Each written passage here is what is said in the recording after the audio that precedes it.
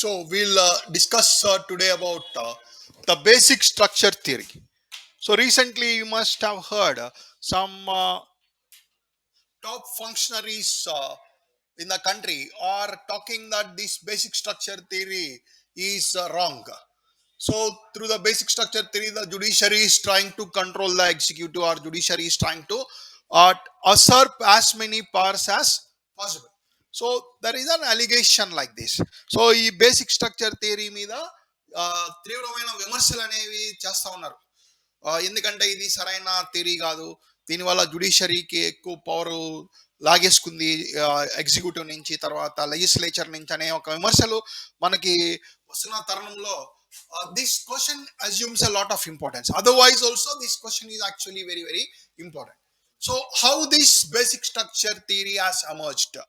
Basic structure theory has emerged from the amendment procedure of the constitution. That means there is a relation between these. So in 1951 there is a case called Shankari Prasad case. In the Shankari Prasad case, what happened was Shankari Prasad's property was taken by the government under the Land Reforms Act. The property was taken by the government. So Shankari Prasad approached the court because right to property was a fundamental right. So right to property fundamental right కాబట్టి, ప్రాథమిక హక్కు కాబట్టి, మన ప్రాపర్టీని ప్రభుత్వం తీసుకునేటప్పుడు ప్రభుత్వం మన పర్మిషన్ తీసుకునే కానీ తీసుకోవాలి. It can't take the property like how it wants. అంటే వాళ్ళు ఇష్టం వచ్చిన రీతిలో ప్రాపర్టీని తీసుకునే అవకాశం లేదు. ఎందుకంటే అది ఫండమెంటల్ రైట్ కాబట్టి. ఫండమెంటల్ రైట్ ఎట్టి పరిస్థితుల్లో ఎమర్జెన్సీలో తప్ప వైలేట్ చేయడానికి లేదు. కాబట్టి రైట్ టు ప్రాపర్టీ అప్పుడులో ఫండమెంటల్ రైట్ గా ఉండేదన్నమాట. ఆర్టికల్ 19(1)(f) తర్వాత ఆర్టికల్ 31 ప్రకారం రైట్ టు ప్రాపర్టీ అనేది ఆస్తి హక్కు అనేది ఒక ప్రాథమిక హక్కుగా ఉండేది. సో ఆస్తి హక్కు ప్రాథమిక హక్కుగా ఉన్నప్పుడు దాన్ని తీసుకోవడం అనేది చాలా కష్టమైన పని. అంటే మనల్ని కన్విన్స్ చేసి మనకి కాంపెన్సేషన్ ఇచ్చి తీసుకోవాలి. కానీ గవర్నమెంట్ ఏం చేసిందంటే first constitutional amendment act pass చేసి 9th షెడ్యూల్ ఇంట్రడ్యూస్ చేసి ల్యాండ్ సీలింగ్ యాక్ట్స్ ని 9th షెడ్యూల్లో పెట్టేసి ప్రాపర్టీలు తీసుకోవడం మొదలెట్టింది. అప్పుడు శంకరి ప్రసాద్ కోర్టుకి వెళ్ళాడు. కోర్టుకి వెళ్ళి ఆర్టికల్ 13 ప్రకారం మన ఫండమెంటల్ రైట్ కానీ దెబ్బతింటే, మన ఫండమెంటల్ రైట్ ఎఫెక్ట్ అయితే మనము సుప్రీం కోర్టుని అప్రోచ్ కావచ్చు, హైకోర్టుని కానీ సుప్రీంకోర్టుని కానీ అప్రోచ్ అయ్యి న్యాయస్థానం యొక్క సహాయాన్ని పొందొచ్చు అనమాట. సో న్యాయస్థానానికి వెళ్ళి మనం చెప్పొచ్చు, మా ప్రాథమిక హక్కు ఎఫెక్ట్ అయింది కాబట్టి మీరు మమ్మల్ని కాపాడండి అని. సో ఆర్టికల్ 13 ప్రకారం న్యాయస్థానం వచ్చి మన ప్రాథమిక హక్కును కాపాడుతుంది. ఎందుకంటే ఫండమెంటల్ రైట్ ఎఫెక్ట్ అయింది కాబట్టి, అంటే మన ప్రాథమిక హక్కును ప్రభుత్వము తీసేసుకుంది కాబట్టి ఆ న్యాయస్థానం వచ్చి మన ఫండమెంటల్ రైట్ ని ప్రొటెక్ట్ చేయాలి. సో శంకరి ప్రసాద్ ఆ ఆశతో వెళ్ళాడు అనమాట. he wanted the Supreme Court to protect his fundamental right and save his property. So supreme court ఏం చెప్పిందంటే శంకరి ప్రసాద్కి ఫండమెంటల్ ఆర్టికల్ 13 ప్రకారం ఏదైనా చట్టం అంటే ఏదైనా లా ఫండమెంటల్ రైట్ కి వ్యతిరేకంగా ఉంటే ఆ లాని సుప్రీంకోర్టు కొట్టేయచ్చు, ఆ చట్టాన్ని సుప్రీంకోర్టు రద్దు చేయొచ్చు. ఏదైనా చట్టం ఫండమెంటల్ రైట్ కి వ్యతిరేకంగా ఉంటే, అంటే ఇప్పుడు శంకరి ప్రసాద్ ని తీసేసుకోవడానికి ప్రభుత్వం ఏదైనా చట్టం పాస్ చేసి ఉంటే ఆ చట్టము ఫండమెంటల్ రైట్ కి వ్యతిరేకంగా ఉంటే సుప్రీంకోర్టు ఆ పర్టికులర్ లాని కొట్టేయచ్చు అనమాట. సో శంకరి ప్రసాద్ విషయంలో ఏమైంది, ప్రభుత్వము ఆయన ప్రాపర్టీ తీసేసుకుంది, అంటే ఆయన ఫండమెంటల్ రైట్ ని ప్రభుత్వం తీసుకుంది. దేని ప్రకారం ప్రభుత్వము ఫండమెంటల్ రైట్ ని తీసుకుందంటే, they passed an amendment, first constitutional amendment act ద్వారా, అంటే రాజ్యాంగ సవరణ ద్వారా సుప్రీంకోర్టు శంకరి ప్రసాద్ యొక్క ప్రాపర్టీని తీసుకుంది. అప్పుడు గవర్నమెంట్ శంకరి ప్రసాద్ ప్రాపర్టీని తీసుకుంది. దేని ద్వారా? రాజ్యాంగ సవరణ ద్వారా. సో సుప్రీంకోర్టు శంకరి ప్రసాద్కి ఏం చేసిందంటే, శంకరి ప్రసాద్ మేము నీకు సహాయం చేయలేం, ఎందుకంటే ఏదైనా ప్రభుత్వం చట్టం పాస్ చేసి నీ ప్రాథమిక హక్కుకి భంగం కలిగిస్తే మేము నిన్ను కాపాడొచ్చు. కానీ ఇక్కడ ప్రభుత్వం ఏం చేసింది, చట్టం చేసి నీ ప్రాథమిక హక్కుని తీసుకోవాలా. ప్రభుత్వం ఏం చేసిందంటే రాజ్యాంగ సవరణ చేసి నీ ప్రాథమిక హక్కుని తీసుకుంది. కాబట్టి రాజ్యాంగ సవరణ చేసి ప్రాథమిక హక్కు తీసేసుకుంటే మేమేమి చేయలేము. We can't help you if the government takes your fundamental right or affects your fundamental right by passing a constitutional amendment. If it takes your affects your fundamental right by passing a law, then we will protect you. But the government took your fundamental right by passing a amendment. So amendment is different from law. So Shankari Prasad, we can't help you. That is what the government has, sorry, the Supreme Court had said or expressed its helplessness. So the government was allowed, that means government in the sense here, the parliament was allowed to affect the fundamental right. The government was allowed to affect the fundamental right. So government government was, sorry, parliament was allowed to take the fundamental right by amending the constitution. Similarly, in 1964 also we got the Sajjan Singh case. Even in the Sajjan Singh case also, the fundamental right was affected. He went to the court. Court said we can't help you because your fundamental right was affected through a constitutional amendment act. So we can't help you, they said. Then in 1967, similarly, in the Golaknath case, Golaknath's property also was taken. So Golaknath went to the court, and in the Golaknath case, the Supreme Court bench led by Justice Kakarla Subbarao, what they said is, amendment also can't take the fundamental right. That means through an amendment also, fundamental right cannot be taken off. Or he simply said, the bench simply said, fundamental rights cannot be changed. Fundamental rights cannot be amended. So it is a completely contrasting judgment which was given in the Shankari Prasad case.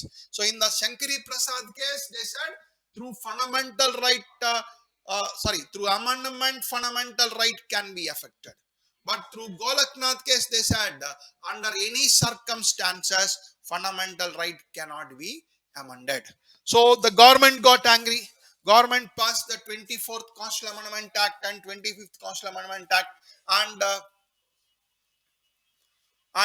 the government said with the 24th and 25th Constitutional Amendment Act, the government or the parliament have said that they can amend anything, because they can amend anything. ఏవైనా సరే రాజ్యాంగంలో మేము సవరించవచ్చు. ఎందుకంటే article 368 ద్వారా మాకు ఈ power వచ్చింది. We got this power from article 368. That is why we can amend anything in the constitution. Nobody can stop us.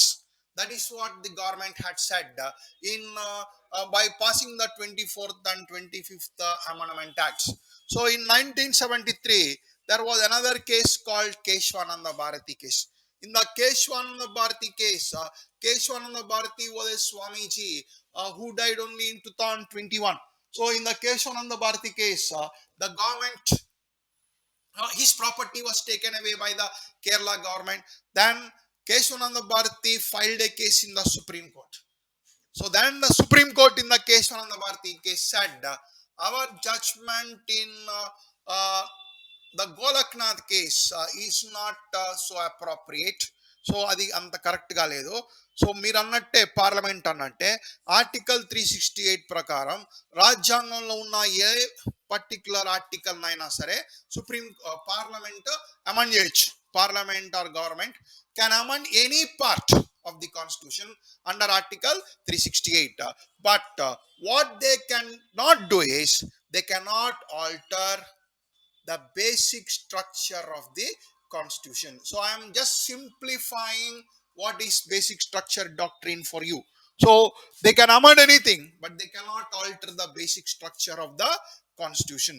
So that is how the basic structure theory was propounded. Actually, during the Golaknath case itself, lawyers have talked or mentioned about the basic structure doctrine, which was clearly explained here.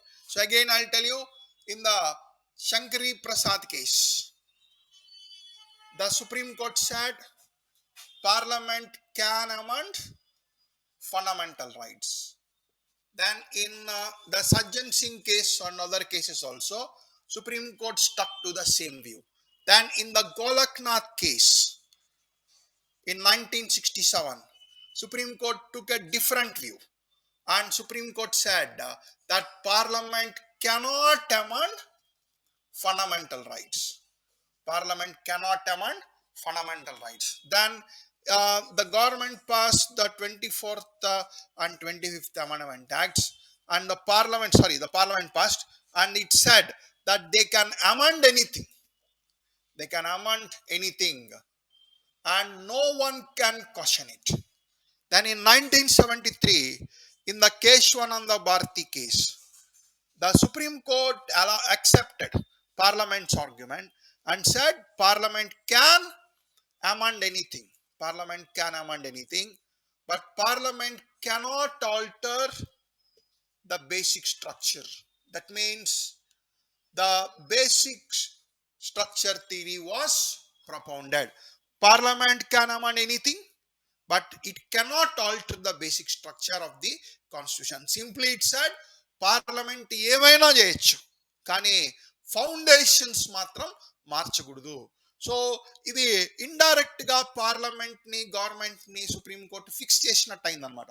So ఇక్కడ ఏం జరిగింది, for example ఒక building ఉంది, ఆ building ని ఎవరైనా సరే మీరు ఏమైనా చేంజ్లు చేసుకోండి ఈ బిల్డింగ్ ని, బట్ ఫౌండేషన్ మాత్రం టచ్ చేస్తున్నారు అనుకోండి, ఫౌండేషన్ టచ్ చేయకుండా మీరు ఎన్ని చేంజ్లు చేయగలరు బిల్డింగ్ లో?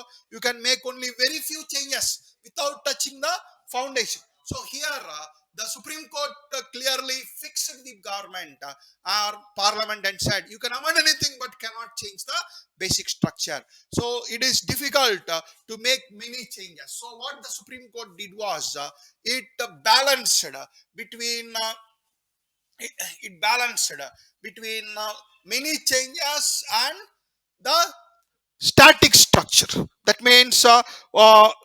means it has balanced the parliamentary authority also. So parliament has the authority, but parliament cannot completely change the constitution. There are certain aspects which are considered as basic structure, and parliament has to stick to that basic structure. This is what the Supreme Court had said. Government reacted to it strongly with the 42nd Constitutional Amendment Act. Government said nobody can question us, we'll amend whatever we want.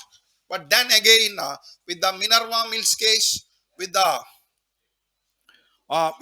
Minerva Mills case, with the LIC case, with the Vaman Rao case, and with many cases, Supreme Court reiterated basic structure theory. Simply it means Parliament can amend anything, but Parliament cannot change the basic structure of the constitution. So what does basic structure means? There are so many components in basic structure, like republican character, secular character, secular character, republican character, and reasonableness. So many features were there. So ఒక్కొక్క కేసులో ఒక్కొక్క విషయం చెప్పి ఇది basic structure లో component, దీన్ని మీరు ఎట్టి పరిస్థితుల్లో చేంజ్ చేయడానికి వీల్లేదు. ఫర్ ఎగ్జాంపుల్ ఇప్పుడు చాలా మంది చెప్పే ఆర్గ్యుమెంట్ ఏంటంటే మనము ఎందుకు ఒక లౌకిక రాజ్యం లాగా ఉండాలా, we can become a Hindu state because 80% people are Hindus అని చాలా మంది చెప్తారు. కానీ మనం హిందూ రాష్ట్రంగా మన దేశాన్ని మార్చలేం, ఎందుకంటే secularism is component of basic structure అని సుప్రీం కోర్ట్ చెప్పింది. So secularism is component of basic structure అని చెప్పినప్పుడు we can't change the term of secularism. Like that ఈ రకంగా బేసిక్ స్ట్రక్చర్ థియరీ అనేది వచ్చింది. అయితే విమర్శకులు ఏమంటారు అంటే ఈ బేసిక్ స్ట్రక్చర్ థియరీ అనేది తప్పు, because parliament has so much power. Or parliament మనం ఏమంటాం, what type of government we call, what type of constitution we call our constitution as having parliamentary sovereignty. So ఇలాంటి ప్రభుత్వంలో, ఇలాంటి రాజ్యంలో పార్లమెంట్ సుప్రీం ఉండాలి, కానీ సుప్రీం కోర్టు మీరు ఇది చేయకూడదు అది చేయకూడదు అనకూడదు అని చాలా మంది అంటారు అనమాట. So what many people say is basic structure theory has given unlimited power to Supreme Court, which means the Supreme Court the Supreme Court can do whatever it wants citing basic structure theory. What people say is Supreme Court limited the power of the Parliament, so that Parliament should act as per the Constitution. So ఇంకొకటి విమర్శకులు ఏమంటారు అంటే there is no constitutional basis for basic structure theory.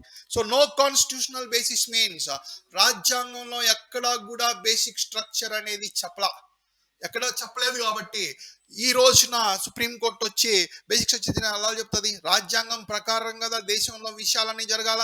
So రాజ్యాంగంలో basic structure అనేది mention చేయనప్పుడు how can supreme court talk about basic structure అనేది ఒక విమర్శ.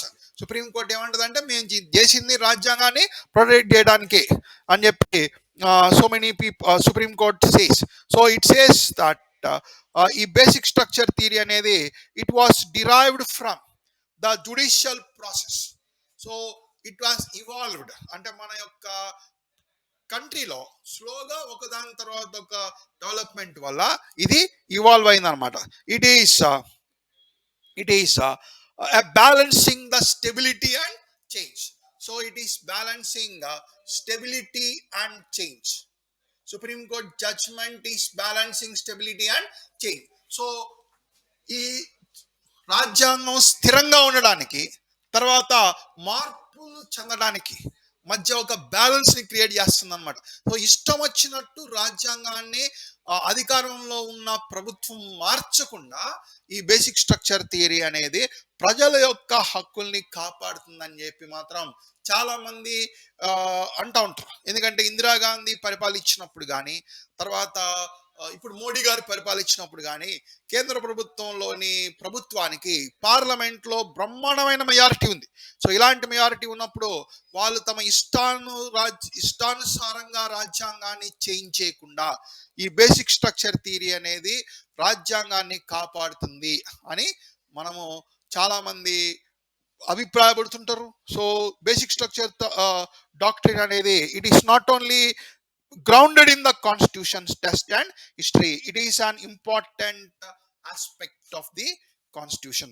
So that is how we have to describe regarding basic structure doctrine. So basic structure doctrine ala vachindi Shankari Prasad case lo supreme court em cheppindi parliament వాళ్ళు ఇష్టం వచ్చినట్టు రాజ్యాంగాన్ని మార్చుకోవచ్చు, fundamental rights ని కూడా మార్చుకోవచ్చు అని చెప్పింది. గోలక్నాథ్ కేసులో ఫండమెంటల్ రైట్స్ మార్చడానికి వీల్లేదని చెప్పింది. కేశవానంద భారతి కేసులో మళ్ళీ ఏమైనా మార్పులు చేసుకోవచ్చు, they can change anything, they can change fundamental rights also, but the change should be in tune with basic structure. So ఏమైనా మార్పులు చేసుకోవచ్చు కానీ పార్లమెంట్ యొక్క బేసిక్ స్ట్రక్చర్ ని మాత్రం రాజ్యాంగం యొక్క బేసిక్ స్ట్రక్చర్ ని మాత్రం మారకూడదని చెప్పింది. బేసిక్ స్ట్రక్చర్ అంటే ఏంటనేది ఆ కాంపోనెంట్స్ ని వేరే వేరే కేసుల్లో వేరే వేరే తీర్పుల్లో ఇచ్చింది. సో బేసిక్ స్ట్రక్చర్ థియరీ ద్వారా పార్లమెంటు యొక్క పవర్ని కొంతమేర రాజ్యాంగానికి అనుగుణంగా కంట్రోల్ చేయడానికి సుప్రీంకోర్టు ప్రయత్నించింది. సో ఈ ప్రయత్నాన్ని చాలా మంది స్వాగతించరు, కొంతమంది దాన్ని విమర్శిస్తూ ఉన్నారు. ఇప్పటికీ కూడా కొంతమంది దాన్ని విమర్శిస్తూ ఉన్నారు. ఈ బేసిక్ స్ట్రక్చర్ థియరీ అనేది సరైనది కాదు, పార్లమెంట్కే పూర్తి పవర్ ఉండాలని. సో సుప్రీంకోర్టు చెప్పేది కూడా అదే, పార్లమెంట్కే పూర్తిగా పవర్ ఉంది కానీ పార్లమెంట్ ఇష్టానుసారంగా చేయటానికి మాత్రం మేము ఒప్పుకోమని చెప్పి సుప్రీంకోర్టు చెప్తా ఉన్నాం అన్నమాట. So you have to right all these points regarding basic structure theory. You have to write about Shankari Prasad case, you have to write about Golaknath case, Keshavananda Bharati case, 24th Amendment, 25th Amendment, then 42nd Constitutional Amendment Act, Minerva Mills case, Vaman Rao case, any case will mention chesi you have to substantiate this theory regarding basic structure of the Constitution, right? So this is about basic structure doctrine.